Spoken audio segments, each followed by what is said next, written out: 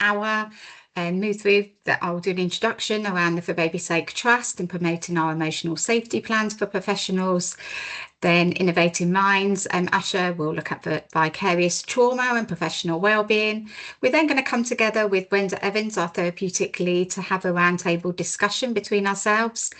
And following that, there will be an opportunity for those questions that Daisy's asked you to pop into the Q&A section, that we'll be able to answer those and follow up any that we don't get round to. We will finish promptly at 3 o'clock as advertised, and it will be shared. Please do use the chat function to connect with each other, carry on the conversation as we're presenting, and please do add any resources that you're aware of that you can add to this session today, because this is around opening up conversations and awareness for us to all support each other. We're going to begin the session by doing just a couple of Menti slides throughout.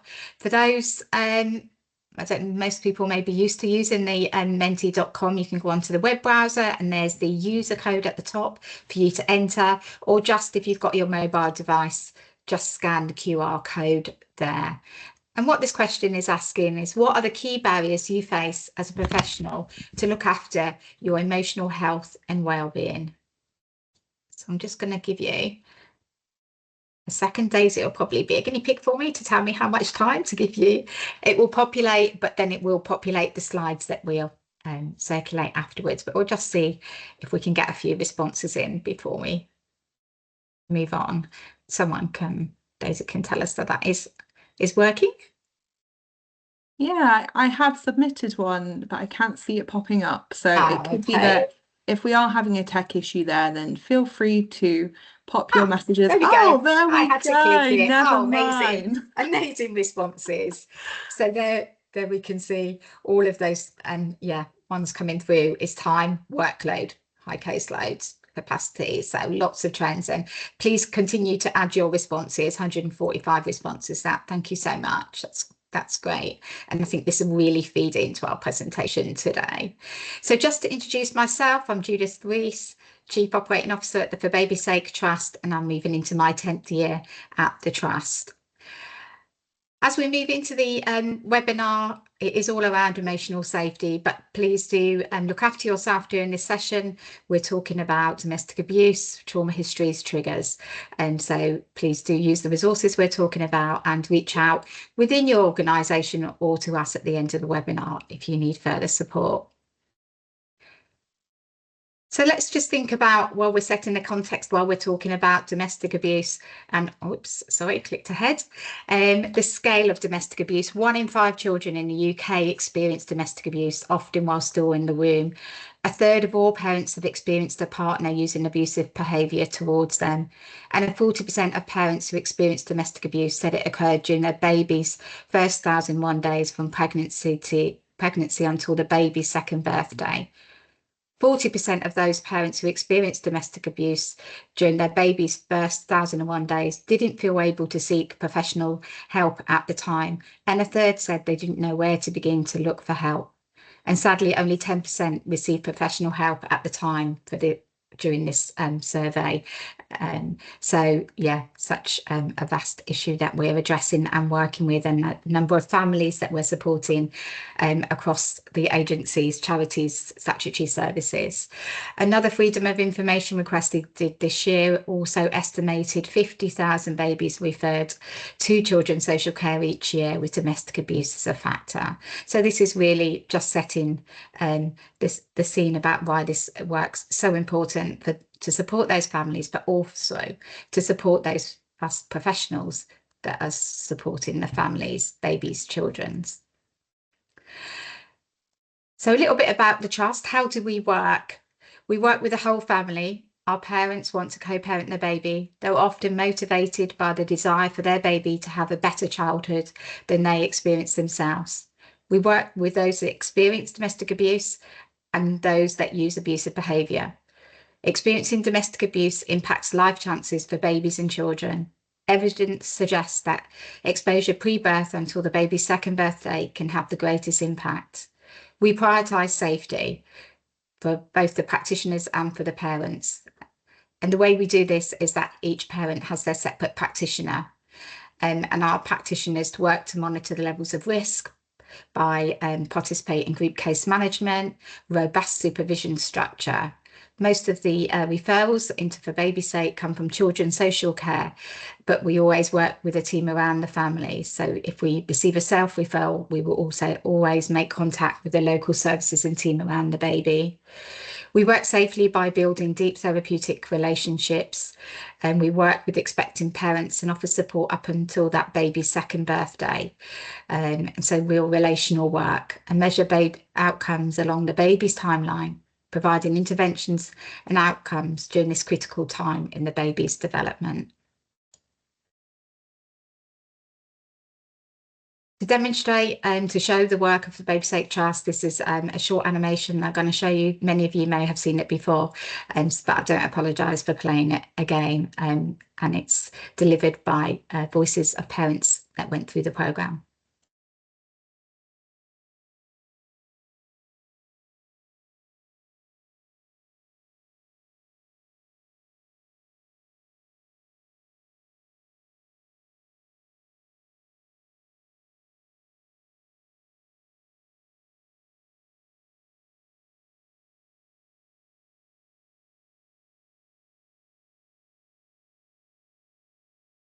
Hi, Judith. It looks like the sound isn't playing. Oh no. Film. Sorry. No. Don't worry at all. It could be that error that we've had before. Yeah, let's 1 second. Thank you everyone for flagging that. Yeah, sorry, I didn't know if you couldn't hear it there. So 1 second, we'll be straight back in. No worries. I'm just going to put that to the beginning again.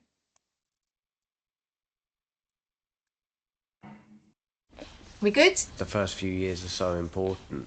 Who you are as a person is set up in those first few years.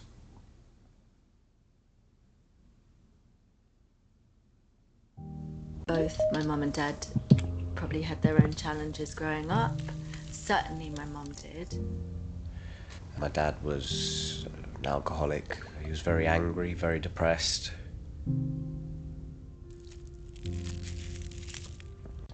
Things were good and then they'd be bad, and there was a lot of instability.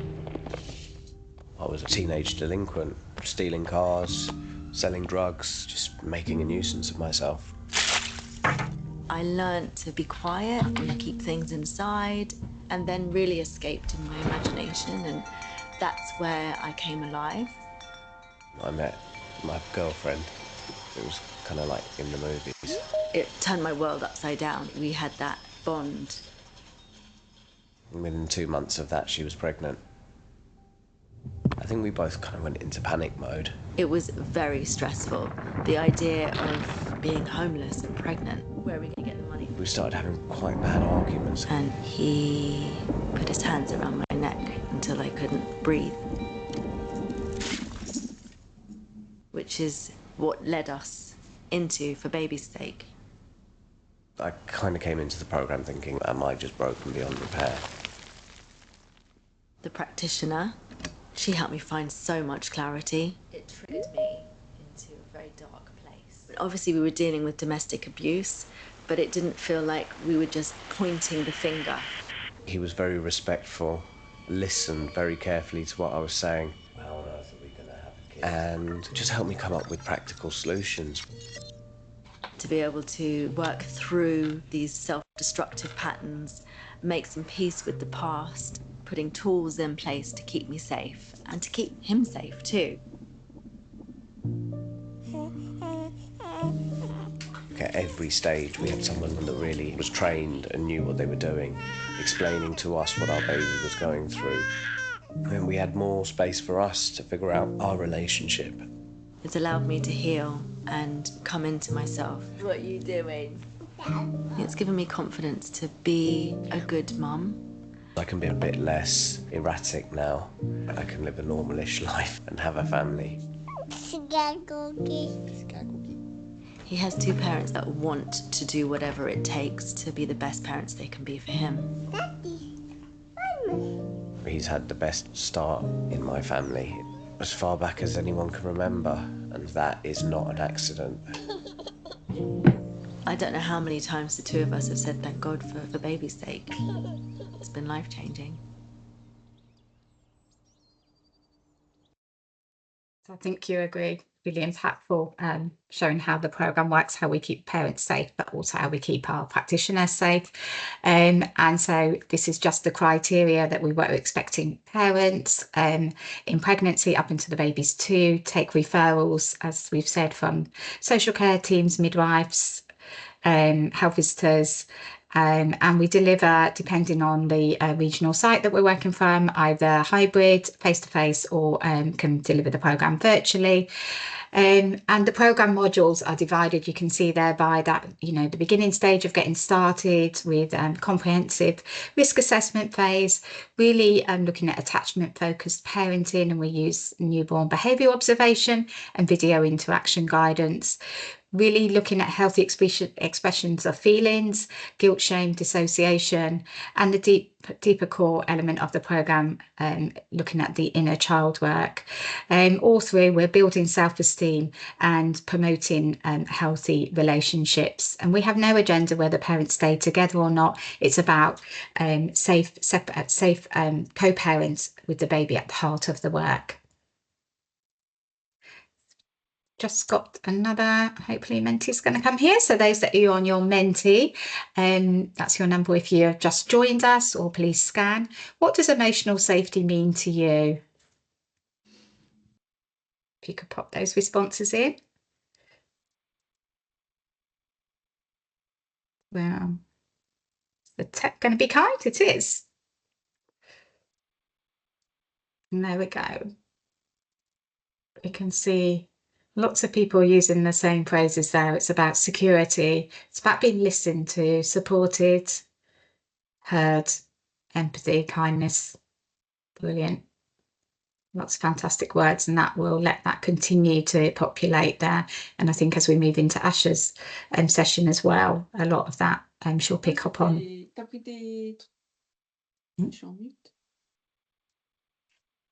Okay, just moving on now to think about what is emotional safety. Emotional safety, as you've all referred to there, refers to creating a sense of psychological security for everyone, a feeling of being safe, valued and heard.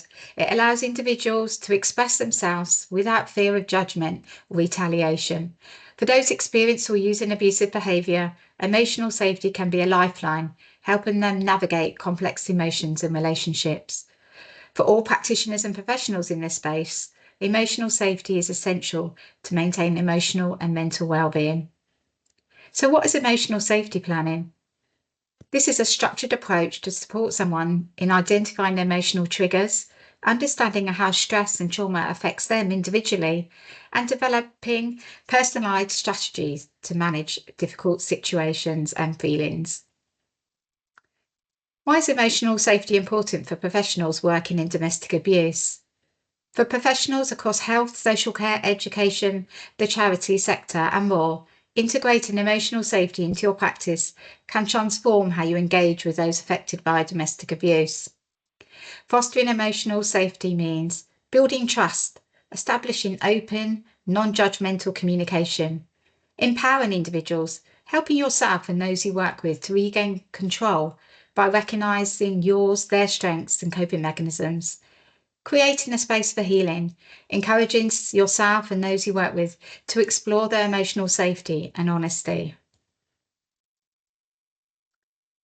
So embedding emotional safety plans in your work, providing this can be emotional, providing the care, working with those impacted by domestic abuse can be emotional, as we've said, and it can impact our well-being, emotional safety, if we don't think about it and think about our own safety plans.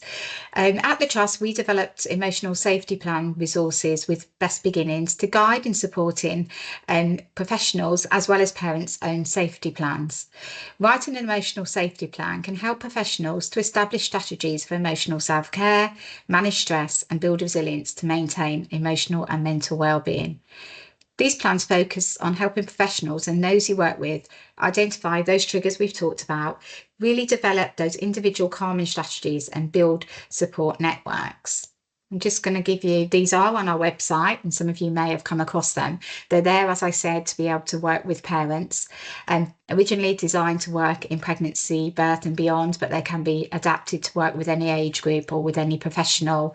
And you can see that they can be used within supervision, debriefing, or just as you're beginning any piece of work, to think, actually working with this family, what do I need? What do I need support with? What do I need to prepare for? What triggers do I need to think that may occur while I'm doing this piece of work? Resources that will help to manage, and that's both personally and professionally. And who can I support? How can I use supervision, peer support to guide me through this, to keep me emotionally safe? And these can be found on our website. Alongside on with our website as well is lots of other sharing tools and resources. So please do pop over at the end of the webinar, click on our website and look at all of the download the resources that are freely available for you to download.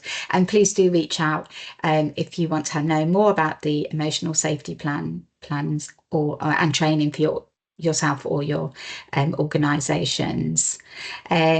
So that's a whistle-stop tour for me, just to say a big thank you. These are, you'll get these slides afterwards, but please do connect with us on social media, and there's a place there to explore funding opportunities. So now I'm going to move on to hand over to Asha, Dr. Asha Patel. Asha, I'll leave you to introduce yourself and I'll move through your slides. Thank you for joining us. Thank you. Judith, I'm not sure I can control the slides. I might have to ask you to... Yeah, sorry, I'll do it for you, Asha. Thank you. And how long have I got, just to check with time? Yeah, 10 to 15 minutes. Okay, perfect. So hello, everybody, and welcome to today's webinar. Slides will be sent out to you, so don't worry about taking notes. We'll be sending those out to everybody. So I'm Dr. Asha Patel. I'm a clinical psychologist and founder of Innovating Minds. And to give you a little bit of a background of what am I doing here today, previously to finding Innovating Minds, I worked in forensic mental health services. So I've worked with individuals that have committed really serious crimes, whether it's from murderers, sex offenders. And my frustration, feeling like I was working at the wrong end of the spectrum, led me to finding Innovating Minds. And what Innovating Minds does, it creates sustainable solutions to be able to support children and families affected by domestic abuse. And I know there's quite a lot of people here today that are already using the Healing Together programme. And the Healing Together programme is our way of making a sustainable impact to children affected by domestic abuse. So we train and support frontline practitioners like yourselves to be able to deliver the Healing Together programmes. And the Healing Together programme is in schools, so it's in education, health and social care. Now, today's topic is really important and often forgotten about or neglected within the world of domestic abuse. And not because people don't care. Often it's because people don't know what to do or how to support their teams. But also it can be overlooked in the sense that we kind of assume that, well, we're in this sector, we know what we're getting, we know what we're doing, we know what our job looks like, and that's just a part and parcel of what we do. But it's really important to think about us as practitioners and how you support the rest of your team with implementing trauma-informed practice. Because it's no good as saying that we're trauma-informed and we're delivering trauma-informed practice to the children and families that we're working with, but us as the frontline practitioners are not treated and supported or respected from a trauma-informed approach. So this is not doing something to everybody else and not doing it to ourselves. So I really want you to hold that in mind. Next slide, please. So if we're thinking about vicarious trauma, in today's session, I'm going to take you through, and you can do next slide, please. I'm going to take you through in thinking about vicarious trauma, the impact and the work that we do. So there might be times throughout this session that you feel uncomfortable with. It might be something that I say, it might be something that's going on for you right now. So take that moment to listen to your body and do what you need to do to feel calm, whether that's leaving the session or coming back to it later and touching base with somebody. The reason why I say listen to your body is because often what we do is listen to what our brain is saying, so what we're thinking. but actually our body is our biggest resource. And I'm going to be carrying that thread throughout our time together today.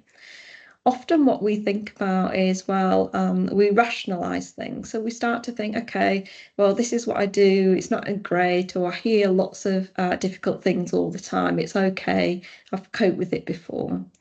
But we neglect of how our body is feeling and what our body is telling us. It's a great way to become more aware, and being on this journey and thinking about vicarious trauma and its impact is about you developing awareness as well of how your body is feeling.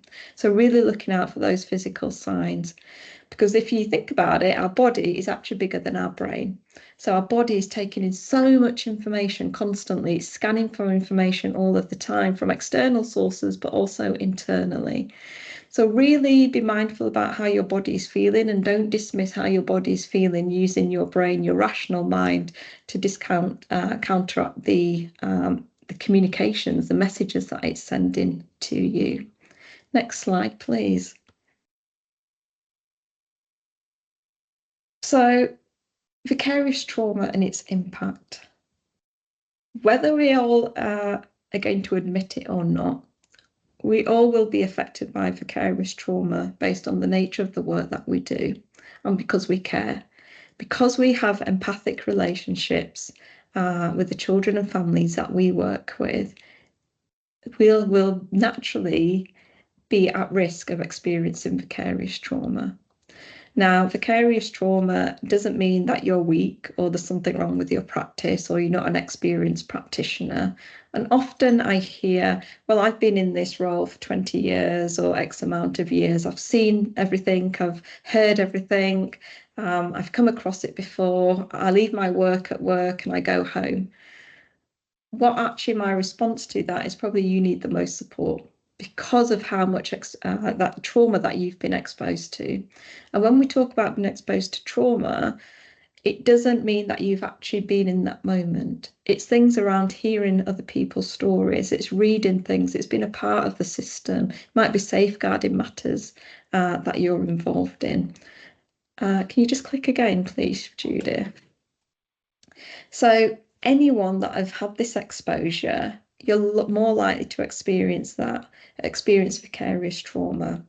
Now, often it goes unnoticed, or we kind of don't think about it as much. And it's great to see that we're talking more about it. But actually, if you think about the work that you do on a day-to-day basis and put this into context, it's really unrealistic to think that you could be having these empathic relationships, putting yourself in other people's shoes, working with people, being an empathic practitioner, which means that actually you're joining that person in their moment with them. You're doing your best that you can do to really think about what that experience is like for them, on top of also meeting the frustrations of the system. So we all know about the system demands and how there's some frustrations within the system that we can't do often what we'd like to do. So we're working within these constraints. All these things will have an impact on our own physical health, our emotional health, our relational health. And it's really important that you're aware of those. And it's important because actually it can manifest into other symptoms. Judith, can you? So we often get asked, well, what are the signs of vicarious trauma? How do I know if I've been affected by vicarious trauma? Now, with vicarious trauma, it happens over time. So you would have heard over other kind of terminology being used, so secondary trauma, compassionate fatigue, burnout. Actually, what we think about when we talk about vicarious trauma, it's that over time, that being exposed to trauma, to information, to people talking about things, to reading things, to seeing things. And it can come across in very different ways for different people. Now, what you'll start to notice is some of these signs and symptoms also kind of look very similar to PTSD, post-traumatic stress disorder, anxiety disorders, depression. Now, this is not to say that you've got PTSD or you're diagnosing yourself now with anxiety or depression. It's really as a way to think about actually, you might be experiencing some of these things anyway, and that's because it's normal for you. That it's your norm. but you might start to see changes, and that's what the things and the signs and symptoms that you'd be looking out for. So things around nightmares. So often I hear practitioners talking about they start dreaming or having nightmares about the people that they're working and supporting. You might have changes with your appetite, so you might be eating more or eating less, or you might start to see that you're maybe eating more sugars, so kind of grabbing sweets or chocolates, or in starting to increase things of use of alcohol, so drinking alcohol during the week where usually you might have it at the weekend. You also might start to be thinking about using what we call like maladaptive coping strategies. So it might be things around smoking. It might be that you're going back to, we've heard practitioners where they start to think about use of gambling again. So it can have an impact on you in very different ways. And this is why it's really important to build your own awareness about yourself so you can start to notice those changes. But also, if you think about from an organisational perspective, it's really about your line managers and your senior leadership team also being aware of the impact of vicarious trauma and how it might manifest. It's really important to think about the physical signs as well. So remember when I talked about our body being the biggest resource that we have. You might start to get unexplained aches and pains. And often what we start to see as well is where you start to get annual leave. And then you're ill for the first 2 or 3 days of your annual leave. So you start to get a cold, you're in bed, you just feel really lethargic. If we don't process the vicarious trauma, our body processes it for us. So it forces us to stop. So often what we do is we wait until we become unwell and then we rest and recover. That's not a great way to process that vicarious trauma. One, it leads to difficulties with your own physical health. It also leads to an increase in absenteeism or presenteeism, but also then it can start to affect other ways as well. So if you move on to the next slide, please. So it can also affect these things as well. And often, sometimes people might not see these taking place or might not know that this is happening for you. So you can start to minimize the impact. You can start to think, well, that's what I do, that's just a part of my role, that this is what I'm here for. You can also start to get lots of perfectionist type behavior creeping in as well. So if you've already got perfectionism kind of traits within you that you want to get things really done really correctly, really right, very in a set way, but you start to notice that these are increasing and your expectations of yourself are even higher than usual, it can start to affect you in lots of different ways and putting pressure and demand on you.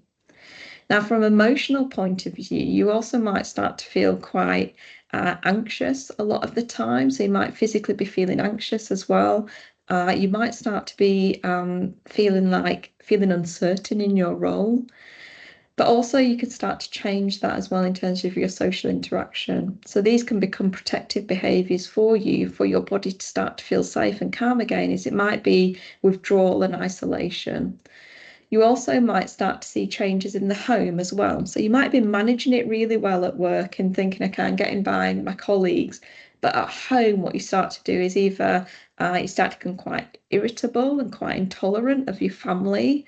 You might start taking it out on the kitchen cupboards, for example, that doors and things start to be slammed.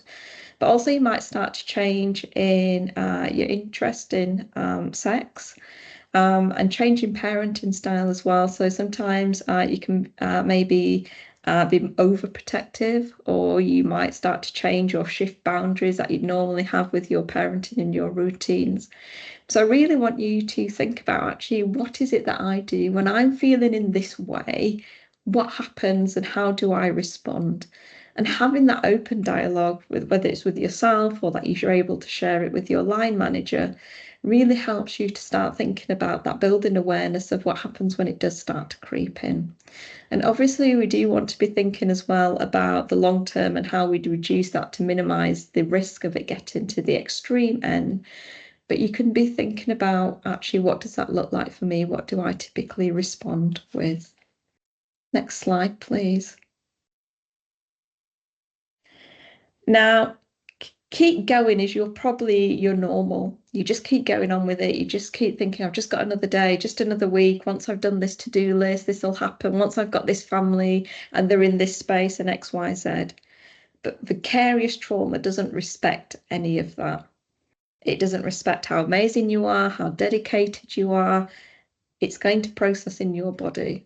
So you're not immune to it, and it's not going to just give you another week, another day, another family to work with. So that's just something that I want to really bring to your awareness, is you're going to be rationalising it and thinking, yeah, I'll deal with that, I'll come on to that. As a senior leadership team member, you're going to thinking, yeah, okay, I know I need to do something over here about that, but there's everything else that's competing. Whilst you're deprioritising it, vicarious trauma is going to prioritise itself. Next slide, please. Now, thinking about your organisation and its culture. So for this to truly work and for people to feel safe, to be able to process the vicarious trauma, to talk about their experiences, to reflect upon the impact their work is having, they have to be in a safe organisation, a safe space. If your service, your organisation has a blame culture, it has a culture where people can't share quite openly, or you as the line manager or senior leadership team are not able to hold your team and give them that space to process that, then it's very unrealistic to expect your staff to be able to process that vicarious trauma that they're experiencing. So those that are on this call, that senior leadership team, are able to feed back to the leadership team, it might be worth doing an audit in terms of where are we at in actually our culture of being trauma informed, but also supporting our staff wellbeing. Is there any gaps? Have you got that specific person that everybody gravitates to? If so, there's something wrong within that, because actually what we're doing is just piling so much more stress and pressure and expectations on that one person, where actually what we wanted to be doing is upskilling everybody within the workforce to be able to support their frontline staff, but also don't forget the other staff as well. So your administration staff, they're exposed to vicarious trauma as well. They'll be the first people that are picking up the phone, that are working with parents and carers and family members. So don't forget those either, because actually what you'll find is when you listen to them, their window is a lot smaller in terms of the information, so they can't piece together information or understand it. So what they naturally will do is think about, well, what's going on for this family? Why am I not involved in this? Why do I not know actually what's happened for this family that they speak to on a regular basis or hear the name of a lot? So think about that. Now, moving on. Yeah, sure. Clinical supervision is a great way to support the processing of vicarious trauma. So really think about, do you have clinical supervision in place? Clinical supervision is different from line management supervision and has lots of great ways to be able to process that vicarious trauma, but also develop that psychological mindedness as well as practitioners. If you're using clinical supervision, make sure as well that you use experienced clinicians. So at Innovating Minds, we only have psychologists that deliver our clinical supervision sessions. Moving on for the final slide. You are the Ferrari.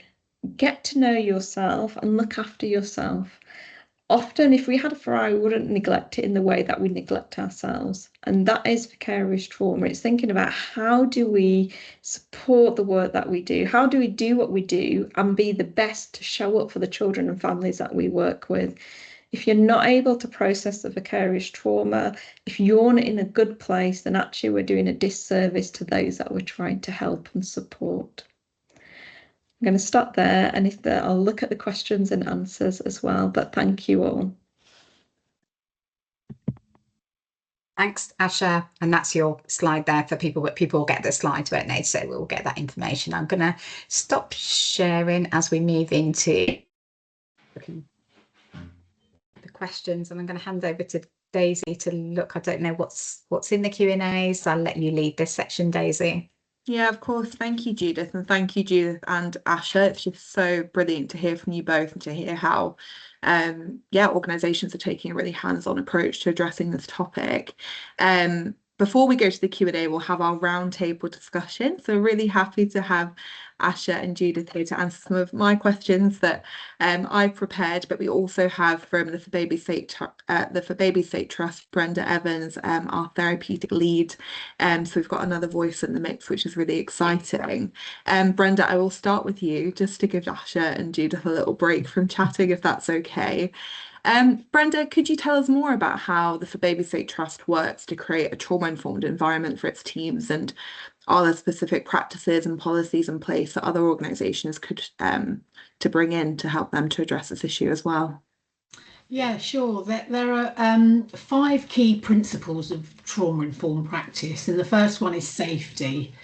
So everyone needs to feel safe. I think, as Asha referred to, it's not just about people working directly with families, but the entire workforce, plus the families and plus wider community. Everyone has the need to feel safe. They need to know that they're free from harm or threat, and this in a way prevents or can help to prevent vicarious trauma. And you need to have a set of policies in place that are all trauma informed. The second key principle is trust. And again, this works across the whole organisation, with the families and with wider communities. Objectives need to be understood by everybody.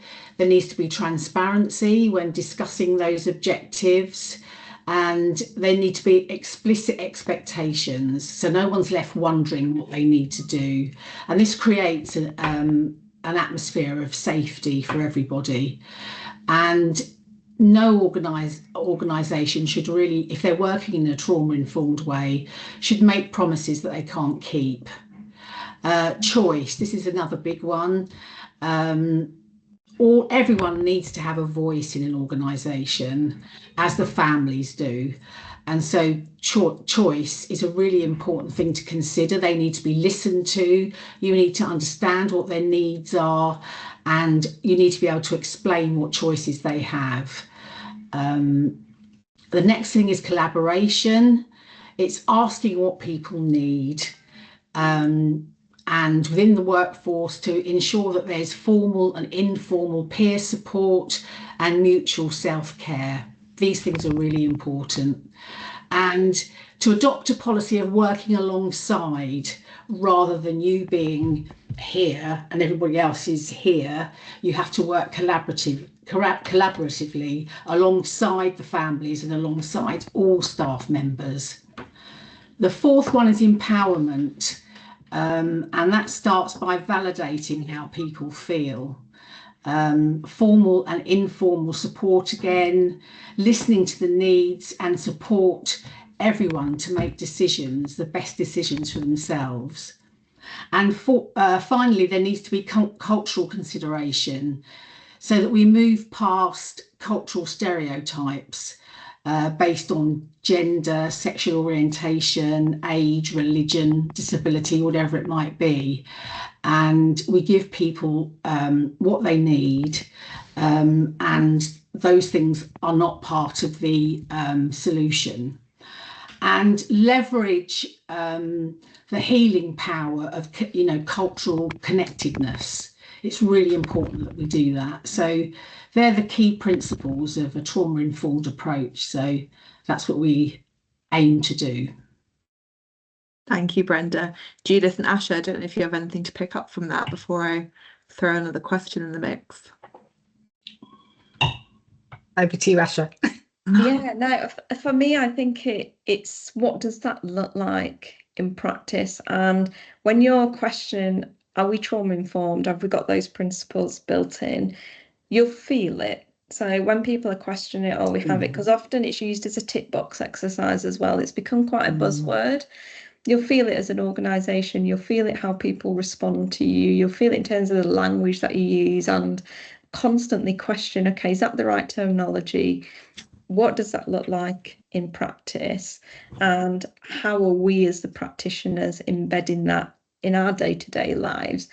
And the most impactful thing that you'll see, and it's also like it should come with like a health hazard, Because actually when you're out and about in your day-to-day world, when you're in the supermarket and stuff, you'll have this trauma lens on constantly, that you'll start to see things very differently. And it becomes quite frustrating because you'll be by the pool or something on holiday and you're seeing, I don't know, parents talking to children and bribing them, or kind of saying, get out of the pool or you're not having X, Y, Z. And we think, gosh, if that could have done a little bit differently, things are going to change. So yeah, I think it's, what does those embedment of principles look like, and how can you actually name it and feel it? Yeah. Yeah, absolutely. And it's a journey, isn't it? It's not a tick box exercise for organisations and the sort of buzzword, but actually it's always learning and growing and listening to feedback as well. And really knowing that we don't get it right all of the time. Yeah. And so I think that's really important. Thanks, Daisy. Not at all. In the interest of timekeeping as well, I don't want to selfishly just ask my own questions, and we've got some really brilliant questions in the Q&A.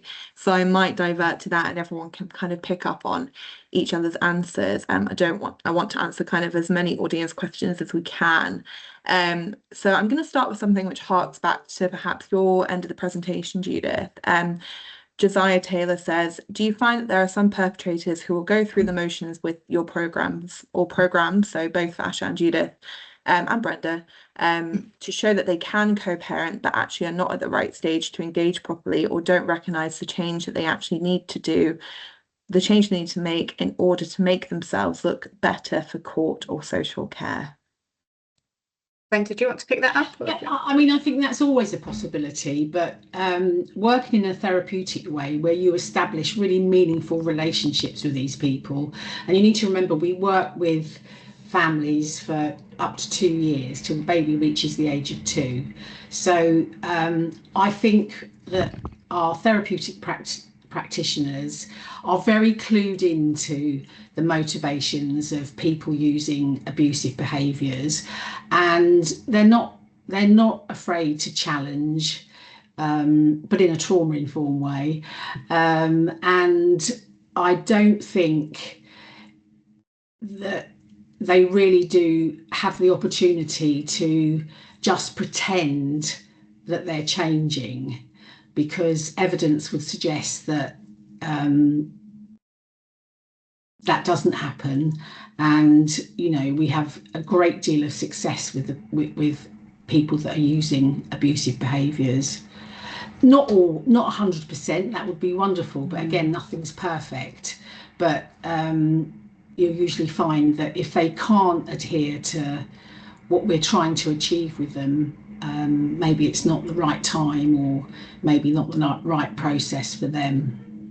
Yeah, I would absolutely. And I'd add that we start in pregnancy because we know that this is a great motivator for change, for both co-parents, and also that there is support for both to go on that journey, though that is individually and each has their own practitioner, wanting to write a different script from their baby than perhaps they had in their own childhood. It is quite often the motivator. And I think the thing is, I don't think anybody sets out to be a bad parent. They just don't know how to be a good one.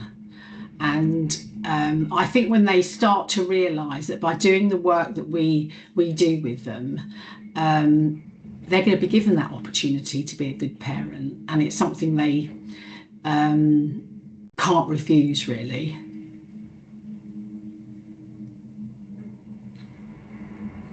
So all of these strategies they might have adopted in other areas of their life, by being, manipulative and other things, they don't work. Thank you. I think it's a really important question to answer in the context of vicarious trauma and the challenges that come with working with people who use abusive behaviours as well, which we all do in our work. So really helpful question. Josiah also asked another question, which has been upvoted quite a few times, which handles a situation I think we can all relate to.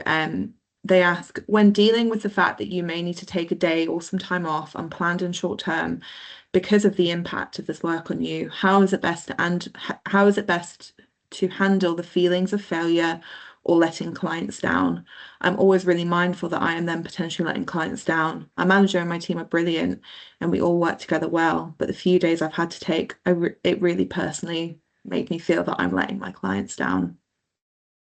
Well, I'd answer that by saying if you attempted to carry on feeling the way you did, then you'd be letting them down. I think by stepping back and realising you need to meet your own needs in those circumstances is exactly the right thing to do.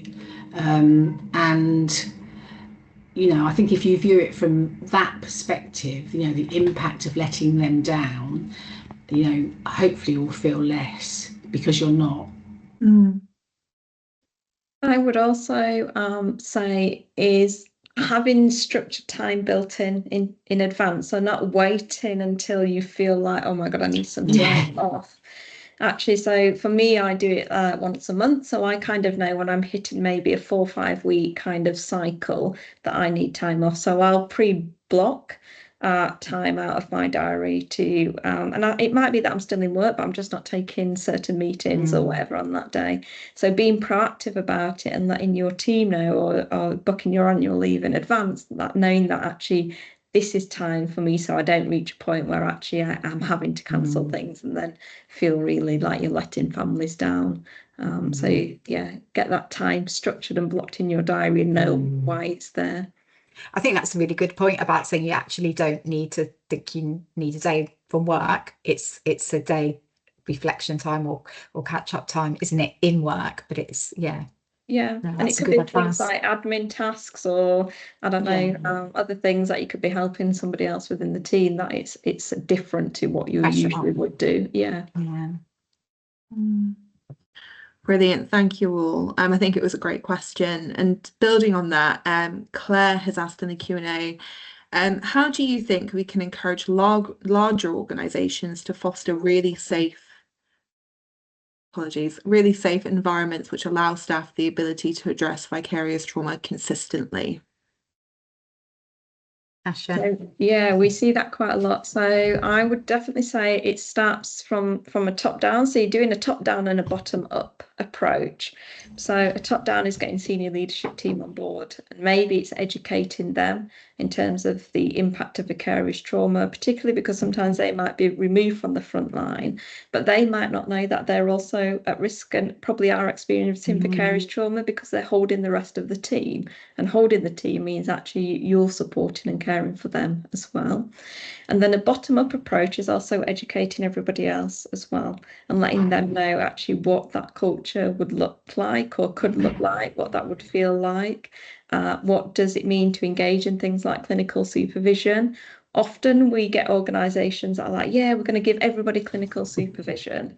But then everybody's not ready to go and have experience of clinical supervision because they don't know what it is. There's a fear that is it therapy? Does it look like therapy? And no, I don't want therapy. So we have to bring people on that journey as well. So you bring in the organisation from the senior leadership team, from like the CEO, the line managers, as well as educating everybody else as well. And it's a journey, so it's not going to be forced upon anybody. So an opt-in approach works really well because that's how you start to get buy-in, and those then start to champion it and have good experiences will start talking about it, and then it gets the other people curious. And I think picking up on your point you made in your slides, Asha, as well around restorative supervision as well is separate from line management as well, and it's that space to explore where you are in the work or what might be impacting you from outside of work, and always having that space with that regular supervision and making sure it's prioritised is key, isn't it? Yeah, and there's a lot of work being done in commissioning arrangements as well, of including clinical access to clinical supervision in contracts, so that it can be, because often it is a resource to say, well, there's no funding available. So there's a lot of work being done in commissioning arrangements as well to include clinical supervision and ensuring staff have access to it. Yeah, I think it's vital when you're working in this way to provide that for staff. Thank you all. Lisa in the Q&A has asked, if presenting with vicarious trauma, what strategies can be recommended to help practitioners with this? Yeah, so it's going to be very different for everybody because what works for me is not going to necessarily work for yourself. So what I'd go with is starting from a place that feels comfortable for you. So if you're somebody that likes to be out walking, So using really body-based ways, what I'd recommend. So you might be in the moment that you're going out walking. It might be some people might use rocking. It might be progressive muscle relaxation. It might be that space for you. So we often hear about it as things like distraction techniques or self-care strategies. But if you think about it, all those strategies are actually supporting the body and brain to feel calm and safe again. So whether it's walking, whether it's exercise, whether it's having time in a dark room, often it might be that you want to be left alone. So what I'd say is actually think about what works for you and what your body feels safe to enjoy and feel comfortable with. And then also then having that person to be able to connect with. And I always say choose your person wisely. There's going to be certain people that you go to that actually they can just hold that space and listen. And that's probably what you need in that time to be able to process and think about things. You're not looking for a solution. And there's going to be people that can't sit with this uncomfortable silence and be a listen and kind of want to solve the problem for you. That's probably the person to stay away from because what you're trying to do is process what's going on for you. So it's not that you're asking for solutions, you're just having that time to debrief, reflect and process the experiences that are taking place. Great, thank you so much, Asha. We've had a couple of questions around clinical supervision in the chat that I think could be quite helpful just to address quickly. So sorry, I'm just scrolling back. So many great comments in the chat. Sorry, so Faith says, I've heard very different definitions of clinical supervision. Can anyone define what we actually mean by the term? Yeah, do you want me to take that or Judith or? Yeah, no, it's fine. Asha, no, you go. Yeah, so what we mean by clinical supervision, so line management supervision is typically where you'll be talking about your caseload, you might talk about your work that you're doing, your day-to-day kind of job role. And then depending on who your line manager is, they might also ask about you. Not every line manager will feel comfortable to do that. What happens in clinical supervision is often that you're supervised by somebody that is that has clinical experience or they're more experienced than you, so they've worked in the professional, they're typically more qualified as well. And that session is for you. So the supervisor is holding that space, but you as the supervisee will be bringing the agenda items. So for example, what you might take to clinical supervision is you want to reflect upon a family that you're working with, or you're kind of thinking, am I managing this risk? It might be, oh, actually, this family, I just can't seem to be doing anything right. I feel like I'm getting it wrong all the time. And you want to process that experience. You also, the clinical supervisor, will be helping you to think about it from different perspectives. So that'll help to develop your psychological mindedness, but they also might be thinking, okay, have you thought about it from a systemic point of view?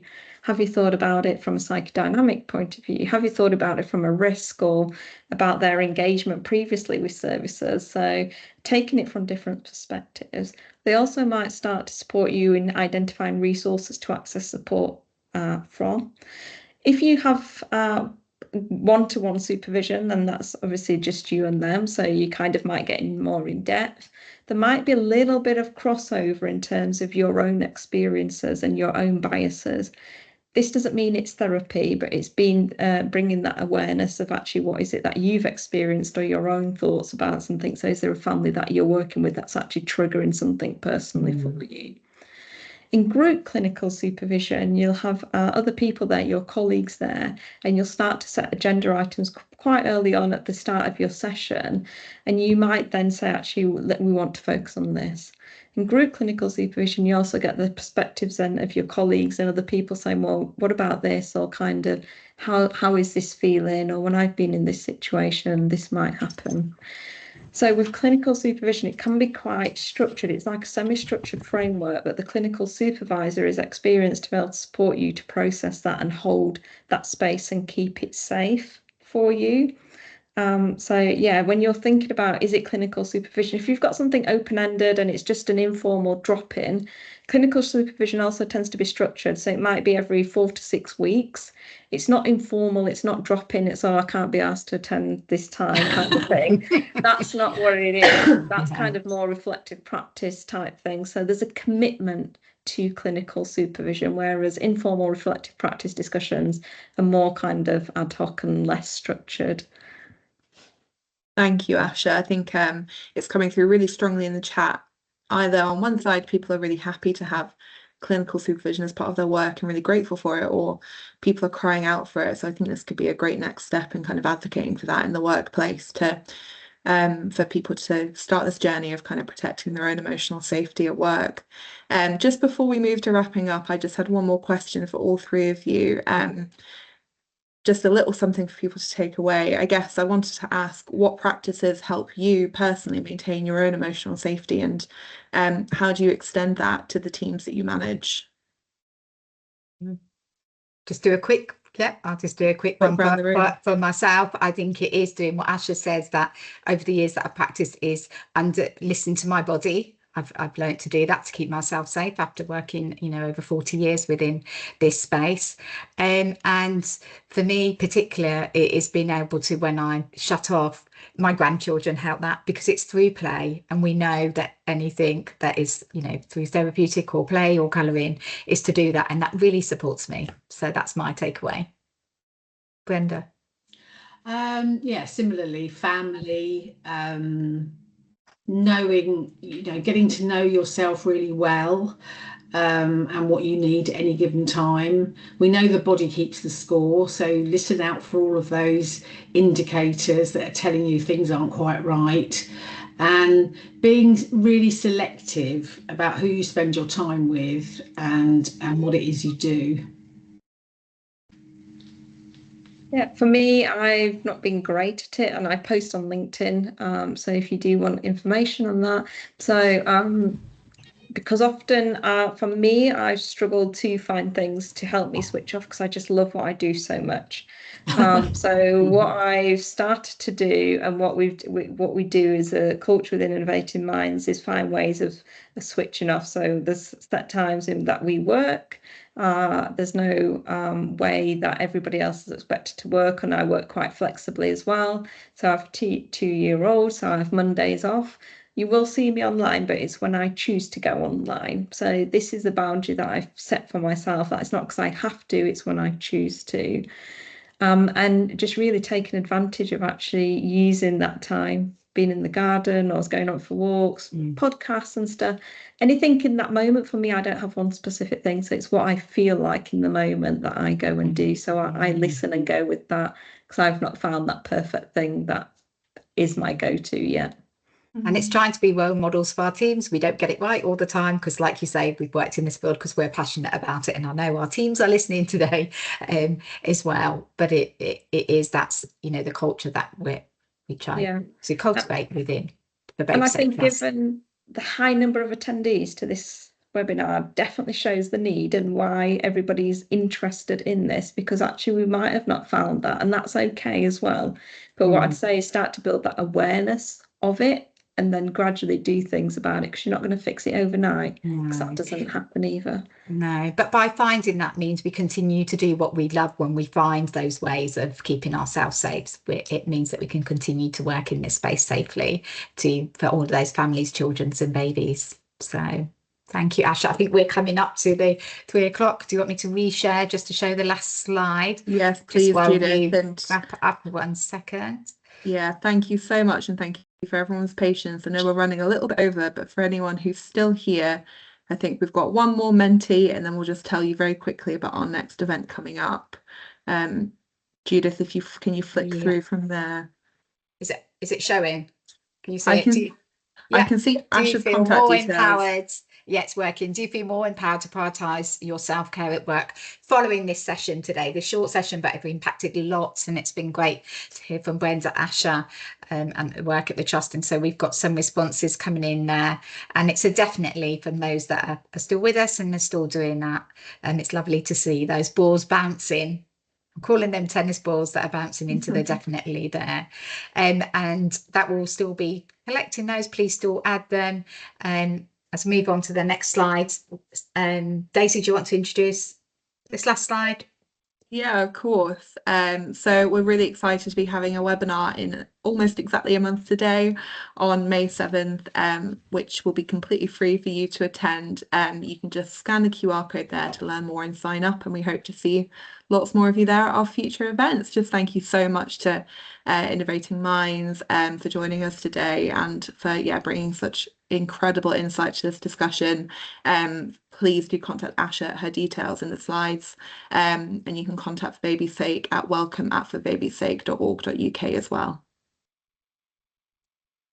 Thanks, everyone. Thank you. Thank you, everyone. Enjoy the rest Bye. of the sunny afternoon. Thank you for joining us. Bye.